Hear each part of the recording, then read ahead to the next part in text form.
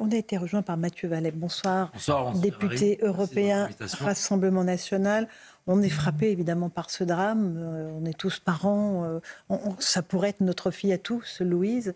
Et on est aussi frappé par le silence assourdissant des politiques, de ceux qui nous dirigent. Je disais, les ministres passent, nos enfants trépassent. Oui, je pense que j'aurais pas dit mieux que vous sur cette formule. Après, si vous voulez, on avait des faits divers qui sont devenus des faits d'insécurité, aujourd'hui des faits d'ensauvagement.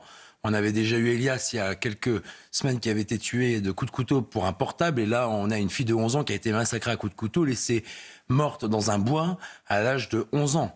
Et donc, et vous avez raison, on nous dit pas de récupération politique. D'accord, mais enfin ça aurait pu être la fille de n'importe qui, la sœur, la copine, la connaissance. On voit bien que toute une ville, tout un établissement scolaire est sous le choc et l'émoi.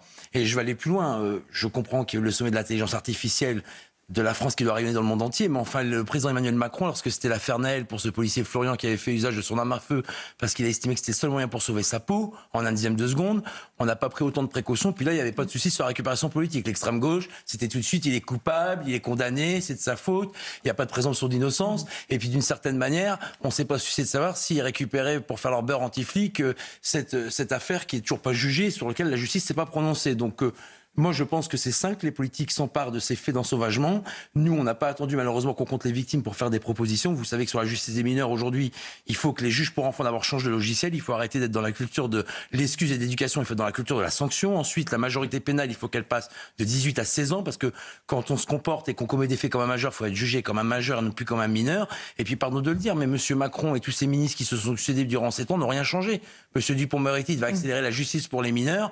On n'a rien vu changer. Vous imaginez que, par exemple, lorsque vous commettez un fait en octobre 2024, vous êtes jugé en juin 2025. Comment vous expliquez à un mineur de 14, 15, 16 ans qui a déjà cumulé comme des crédits revolving des infractions judiciaires où on a compté les victimes, où on explique que finalement, pour des faits d'il y a 6, 7, 8 mois, il sera jugé qu'après, sur lequel il ne comprend plus pourquoi il est jugé, puis entre-temps, il se sera même payé le luxe de faire des victimes. Mathieu Vallet, ça c'est évidemment, ça concerne les mineurs et la violence des mineurs, et c'est notamment criant dans le cas d'Elias.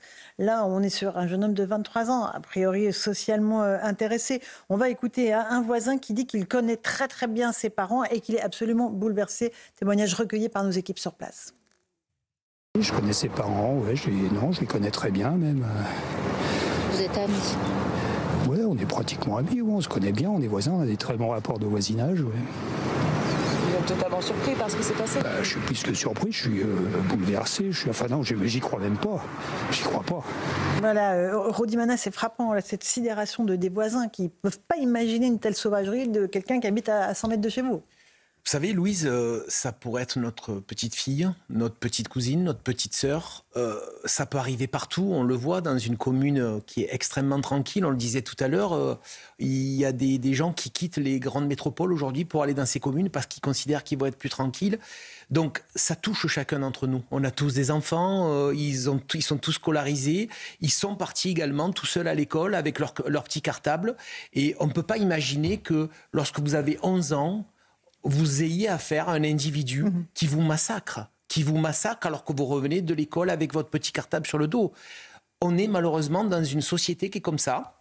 La France 2025, c'est la France orange mécanique qu'on décrivait il y a quelques années, qu'un film a authentifié il y a 40 ans en décrivant ça n'arrivera jamais chez nous, et pourtant ça arrive parce qu'on a eu du laxisme, parce qu'on a eu des politiques qui n'ont pas pris le problème à bras le corps et parce qu'on a laissé faire. Et cette culture de l'excuse que décrivait Mathieu Vallet tout à l'heure, il a raison. On est dans la culture de l'excuse. On ne peut plus excuser ça. C'est plus possible d'excuser ça. Donc on doit renverser la table. On le disait tout à l'heure avec Louis de Ragnel. On doit renverser cette table. Il n'y a plus d'étiquette politique pour la sécurité de nos concitoyens. Peu importe l'étiquette politique, sauf LFI, bien évidemment. Tout le monde doit se mettre autour de la table, tout le monde doit discuter et tout le monde doit aller dans le même sens pour que nos concitoyens soient davantage protégés. Mathieu Vallet, il n'y a pas de recette magique pour prévenir ce type d'acte. Là, on a un jeune adulte de 23 ans qui massacre une petite fille de 11 ans qui est son voisin. C'est difficile de se dire j'ai la solution miracle pour que ça ne se reproduise pas. Simplement, il y a une faillite collective du système et c'est ça aussi que vous dénoncez? Bah écoutez, en fait, moi je fais pas mon beurre ou je me délecte pas de ce crime abject sur lequel on va attendre le résultat des enquêteurs et de la justice. D'ailleurs, si vous le permettez, je veux saluer les enquêteurs de la police judiciaire de Versailles. Vous imaginez qu'aujourd'hui, en 2025, quelque chose d'optimiste et de positif, on a en 3 jours des enquêteurs qui, jour et nuit, ont fait des interpellations, ont fait des gardes à vue, ont retrouvé des traces ADN qu'ils ont fait comparer en moins de 24 heures par l'Institut national de la police scientifique. Donc j'estime qu'on peut quand même s'enorgueillir d'avoir une police judiciaire qui démontre encore tout son savoir-faire, son excellence de ce qu'on appelle les brigades de TIC que Clémenceau avait créées et que malheureusement M. Darmanin, avec sa réforme, a mis à sac et sur lequel nous on reviendra. Ça aussi, c'est du politique. J'entendais Linda Kebab parler sur votre antenne ce matin. La police judiciaire... C'est elle qui dit faillite collective. Bien sûr, la police judiciaire aujourd'hui, elle est malade et elle fonctionnait très bien. Au lieu de sauver les enquêteurs dans les commissariats qui n'en peuvent plus des procédures qui en grande partie soit servent à rien, soit leur prennent du temps sur l'essentiel comme les cambriolages, les atteintes aux personnes, les agressions, les vols avec violence, nous, c'est le politique. Si nous demain les Français nous font confiance, nous remettrons ces lettres de noblesse à la police judiciaire aujourd'hui qui met encore tout son savoir-faire. Maintenant, sur le risque zéro, évidemment qu'il n'existe pas. Mais ce qui me fait mal au cœur aujourd'hui et ce qui me fait mal au bide, c'est que tout n'est pas fait, tout n'est pas entrepris pour pouvoir dire aux Français, oui, il y a un meurtre, oui, il y a un assassinat, oui, il y a un crime, quel qu'il soit, mais derrière, malheureusement, on a fait tout ce qu'on pouvait faire pour au maximum l'éviter. Aujourd'hui, on ne peut pas dire ça. Donc moi, ce que je dis simplement, c'est que les mesures que je vous présentais tout à l'heure, que ça soit sur la justice des mineurs ou que ça soit sur le laxisme judiciaire, sur certaines situations, le dénoncer, c'est pas faire offense à notre justice, c'est parce que les Français, au quotidien, le voient. Et si on a un individu, qu'il ait 23 ans, qu'il ait 18 ans, qu'il ait 16 ans aujourd'hui, dans ce qu'on verra pour cette affaire sur laquelle je m'exprime pas parce que j'ai pas les éléments complets, mais en tout cas, aujourd'hui, il y a un passage à l'acte d'ensauvagement qui est assez impressionnant. Pour une jupe trop courte, pour un regard mal croisé, pour un motif futile, pour n'importe quel motif, on peut prendre un coup de couteau, des coups de couteau où on peut se faire tuer ou assassiner, et c'est ça qui aujourd'hui doit nous inquiéter. C'est un état d'esprit de la société et c'est révélateur aujourd'hui de malheureusement de comment fonctionne notre société, notamment ce qui rejaillit sur notre jeunesse qui de plus en plus jeune bascule dans cette ultra-violence. Célia Barotte. Parce que 23 ans c'est jeune quand même. Hein. Bien entendu, c'est un jeune adulte, c'est un majeur, mais c'est un jeune adulte. Il y en a 23 ans qui ont 15 Le sur leur principal casier. suspect. Célia Barotte, on évoquait le profil de cet individu. Donc demain, on aura un point complet du procureur avec peut-être un scénario qui sera établi clairement par les auditions et les interrogatoires. Oui, une conférence de presse prévue aux alentours de 18h et donc à suivre sur CNews avec vous, Laurence Van Punchline. 4 individus qui sont encore en garde à vue. Les auditions vont se poursuivre cette nuit, demain. Donc nous aurons, et nous l'espérons, des éléments complémentaires pour comprendre l'itinéraire d'Owen avant son passage à l'acte, savoir si, on l'a rappelé avec Maître Salman, savoir s'il y a eu préméditation. Est-ce que Owen connaissait Louise? Comment l'a-t-il abordé? Est-ce qu'il y a eu aussi d'autres actes de violence? Son mobile, éventuellement, est-ce que c'était pour un téléphone ou éventuellement pour commettre des atrocités sexuelles? Il va falloir que le procureur d'Evry réponde à plusieurs questions qui, pour le moment, restent encore sans réponse. Et on le rappelle aussi, Jacques Morel, vous êtes ancien patron de l'Office central de la délinquance. L'arme du crime n'a pas encore été retrouvée. C'est là aussi un élément déterminant. C'est une pièce capitale, si vous voulez, de façon à ce qu'on puisse, sur cette arme, retrouver les ADN de l'auteur potentiel et qu'il ne puisse pas dire que lui, il passait là par hasard et il a été secourir la personne décédée, qu'il a constaté qu'elle était décédée, mais que ce n'est pas lui qui a fait ça. Quoi. Là, je pense que les expertises ADN sont extrêmement claires, montrent qu'il avait des coupures sur les mains. Je prends sous vos contrôles, Célia, que sous les ongles de la petite fille, il y avait de la peau, sans doute, de son agresseur, peut-être du sang. Un contact qui a été prolongé, puisque on en a parlé tout à l'heure. C'est vrai que cet ADN devait être sur de nombreuses surfaces, en tout cas très marqué sur les mains de Louise. Et puis il va falloir aussi comprendre si ce jeune homme était connu des services de police ou de la justice, savoir le lien établi pour son ADN. Est-ce que c'était un ADN qui était déjà enregistré des services? Rudy Mana. Oui, aujourd'hui, on a un faisceau d'éléments, on a un faisceau de preuves qui aident les enquêteurs. Ce n'est pas tout le temps le cas. Donc aujourd'hui, il va falloir définir le mobile aussi. Pourquoi ça s'est passé? Est-ce que c'était prémédité? Est-ce que ce n'était pas prémédité? Tout ça, c'est des interrogations que les enquêteurs vont essayer où les enquêteurs vont essayer d'apporter une réponse. pour que déjà la famille puisse commencer à comprendre ce qui s'est passé, parce qu'il ne faut jamais oublier, dans ces cas-là, l'horreur absolue de la famille. Et les premiers qui vivent avec cette famille-là, qui annoncent à cette famille-là, ce sont les policiers. Je vous assure que c'est les moments les plus terribles dans la carrière des policiers, quand vous avez à annoncer à une famille l'horreur absolue. C'est extrêmement difficile. Et là encore, ce sont les policiers qui font ça. Donc, vraiment, un grand coup de chapeau. Mathieu Vallée le disait tout à l'heure, au travail des enquêteurs, on l'a dit plusieurs fois ce soir, mais je tiens encore à le préciser, la célérité de leur travail, vraiment l'efficacité, et on arrive au bout de 3 jours, effectivement 3 jours, à trouver un présumé coupable, dirais-je. Oui, ce qui serait intéressant aussi, c'est le parcours délinquant, parce que s'il a déjà été condamné par la justice et que la sanction n'a pas été assez ferme, si on se retrouve avec 2 sursis, un rappel à la loi, on pourra aussi s'interroger sur la responsabilité de la justice et remettre sur la table quid de la responsabilité éventuelle des juges. Ça veut dire que parfois, j'ai l'impression, et ce n'est pas qu'une impression, qu'il faut avoir 15 mentions à son casier pour qu'à la 16e, on réagisse. Or, la plupart des délinquants, là je n'en sais rien, commencent par des délits et éventuellement après commettent des crimes. On verra, on ne sait absolument mais là, pas encore une fois quel est le profil de l'individu. Je ne sais même pas s'il a un casier. Mathieu Vallet, eurodéputé RN, on a accusé des gens de droite d'avoir fait de la récupération politique ce week-end, parce qu'il y a eu plusieurs interpellations, il faut le dire, plusieurs gardes à vue. Les policiers ont lancé leur filet, ils ont interpellé des gens, ils les ont amenés pour les interroger, les ont relâchés. Qu'est-ce que vous dites à ceux qui disent récupération politique ? Non, mais le chef de l'État a fait une vidéo sur les deepfakes sur l'intelligence artificielle. Très bien. On a des policiers du RAID qui ont failli être assassinés par une bande d'Irakiens dans la Côte d'Or, où ils ont quasiment voulu achever les policiers. Donc, un policier avec qui j'ai échangé, qui a été blessé par balle et que je connaissais très bien, donc ça vous touche d'autant plus, et donc qui aurait pu y laisser sa vie. On n'a pas eu un mot du chef de l'État. Sur Louise, 11 ans, c'est pas un fait divers, c'est pas un fait d'insécurité, c'est un fait d'ensauvagement. Ça peut arriver n'importe où, à n'importe qui, à n'importe quelle famille. C'est pas pour faire peur aux gens, c'est pas pour leur mettre la trouille au ventre. C'est pour dire qu'aujourd'hui, attention, c'est pas isolé dans une commune de la France, c'est quelque chose qui touche tout notre territoire national.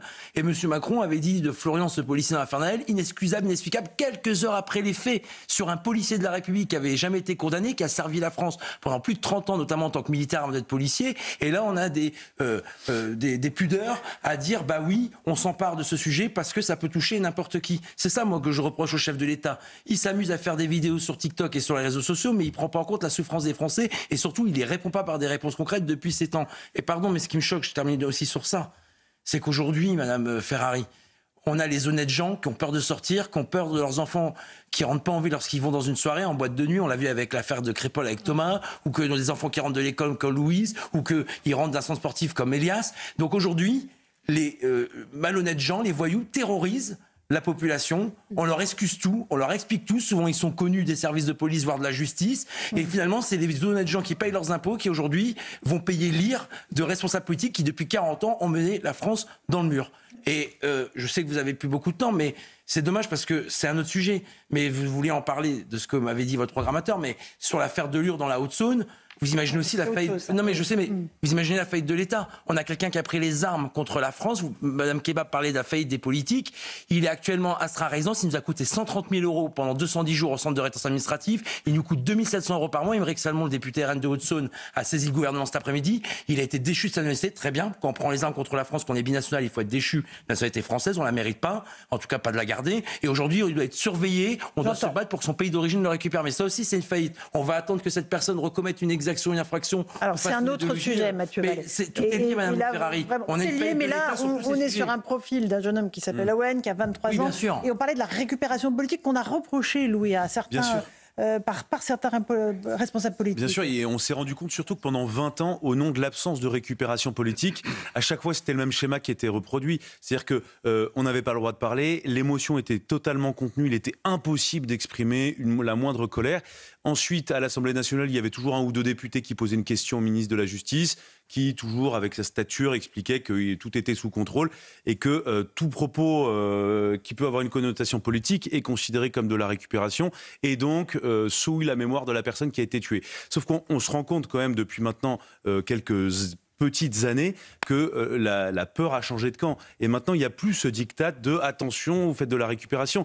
Et je pense même que d'une certaine manière, la récupération politique, en tout cas quand elle est saine et quand elle ne souille pas la mémoire des gens, c'est quasiment un devoir. Il faut faire ce qu'on peut appeler de la récupération politique. Et je m'explique. C'est un devoir pour cette personne, c'est un devoir pour toutes les victimes qui sont mortes comme ça, d'essayer d'établir les faits, de comprendre ce qu'il s'est passé, et ensuite d'essayer de corriger les anomalies pour mieux protéger la société. Et là, le législateur, quelle que soit sa couleur politique, a un devoir moral de s'emparer du sujet pour changer la loi et faire changer les choses, pour protéger, pour que ce genre de situation ne se reproduise le moins possible ou pas du tout. Et de faire le lien entre toutes ces affaires. Mais il faut faire... Voilà le niveau de violence en fait, qui si vous monte ne dans le faites pays. pas le lien, Laurent, si à chaque fois on circonscrit tout, et donc on passe complètement à côté d'une tendance qui est le durcissement de cette jeunesse. Mais c'est plus facile de dire c'est un fait divers façon au second. Bien sûr. Et je pense aujourd'hui que ceux qui crient et qui dénoncent la récupération politique sont eux les pyromanes de la société. Parce que c'est eux qui mettent à chaque fois la poussière sous le tapis. Et in fine, on se retrouve avec des gens qui ne croient plus du tout en la politique. Pourquoi ? Parce qu'il y a plein aussi de politiques de bonne volonté qui se disent mais attention, si je dis ça, on va me dire que je fais de la récupération. Et encore une fois, je mets de côté les gens qui font de la récupération politique pure et dure, donc uniquement pour récupérer des voix. Ça, pour le coup, je le mets vraiment de côté parce que moralement, c'est scandaleux. On va juste saluer nos auditeurs d'Europe 1 qui retrouvent tout de suite Pierre de Villeneuve.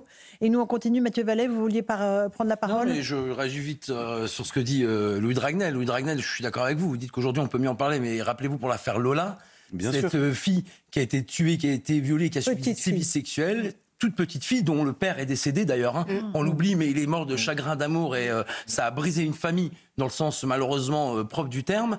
Moi, je veux juste dire que M. Dupond-Moretti, lorsqu'on s'est permis de l'interroger sur sa politique pénale à l'Assemblée nationale, il nous a dit qu'on se servait du cercle de là comme un marchepied. Donc, vous voyez, M. Il y a même des gens qui ont dit que les parents ne voulaient pas, absolument, alors qu'en réalité, les parents n'ont jamais été. Mais à force de tout occulter, et ben finalement. Une affaire en chasse une autre, mais pour moi, c'est pas des affaires, c'est vraiment des faits sur lesquels il y a des victimes derrière. Et pour éviter qu'on ait d'autres victimes, il faut se donner le maximum de moyens pour lutter contre cet ensauvagement. C'est vraiment pour nous notre priorité. Il y a ces affaires successives, ces visages d'enfants que l'on voit se succéder au fil de l'actualité. Nous refusons de considérer que ce sont seulement des faits divers. Il y a un fait de société qui stipule l'ensauvagement de notre jeunesse, qui s'entretue, qui tue des plus petits que soi. Bien sûr. Comment lutter contre ça ? Vous savez, comme je vous l'ai dit tout à l'heure, il faut de toute façon renverser la table. Cette fameuse société Orange Mécanique, les policiers que nous sommes, on la vit au quotidien tous les jours. Alors il y a 10 ans, 15 ans, quand on dénonçait ce système, on nous traitait de tous les noms. Et puis aujourd'hui, tout le monde, quand on croise des gens dans la rue, nous disent « qu'est-ce que vous avez raison de le dénoncer ?» Ça veut dire que tout le monde en a conscience de cette ultra-violence de la société. Moi, je le dis, je le redis encore une fois, la sécurité, elle n'a pas d'étiquette politique. La sécurité, elle doit être prise à cœur par tous les députés de la nation pour que notre pays, notre peuple puisse vivre davantage en sécurité. C'est pas une question d'étiquette politique, c'est une question de vie ou de mort aujourd'hui. Je suis désolé de dire ça, mais c'est une réalité. On l'a vu encore avec cette petite Louise de 11 ans. C'est absolument scandaleux. Donc moi, j'implore tous nos députés de travailler pour une fois pour le pays, main dans la main, et essayer d'avoir des mesures qui nous permettront d'aller dans le bon sens. Malheureusement, c'est quasiment impossible aujourd'hui. C'est quasiment impossible. Quand vous voyez ce qui se passe à l'Assemblée nationale, comment voulez-vous qu'il y ait une concorde sur des textes majeurs qui ne pourront pas être votés ? Alors, qu'ils ne sont pas responsables, Laurence. Je suis désolé de le dire, mais quand on est responsable, quand on aime son pays, on doit pouvoir être capable de faire ça. Soit ils n'aiment pas leur pays, soit ils ne sont pas responsables. Mais quand on veut protéger sa population, vous l'avez dit vous-même, c'est le premier devoir de l'État de protéger ses concitoyens. Sécurité. Mais vous avez raison, Rudy. Dernier mot, Mathieu Vallet. Pardon, ouais. Sur, par exemple, Sarah Conlon parlait des multirécidivistes. On a proposé le Rassemblement national, c'est pas pour dire qu'on est les plus forts, les meilleurs, mais on est dans l'objectif que vous dites d'être sur une concorde nationale, de faire des peines planchées que vous connaissez si bien, sur des voyous que les policiers gendarmes connaissent si bien, même voir les juges aussi, parce qu'ils passent plusieurs fois devant eux. Eh bien, les Républicains, M. Retailleau, ont voté contre. La Macronie a voté contre, l'extrême gauche est bien voté contre. Donc je suis désolé, mais nous, quand les mesures vont dans l'international, on les vote. Vous voterez la proposition de loi Attal beaucoup à tous sur les mineurs, pour cette édition spéciale dans Punchline sur CNews et sur Europe 1 tout de suite. C'est Christine Kelly que vous retrouvez pour Face à l'info. Elle reviendra évidemment longuement sur cette avancée dans l'enquête sur le meurtre de Louise.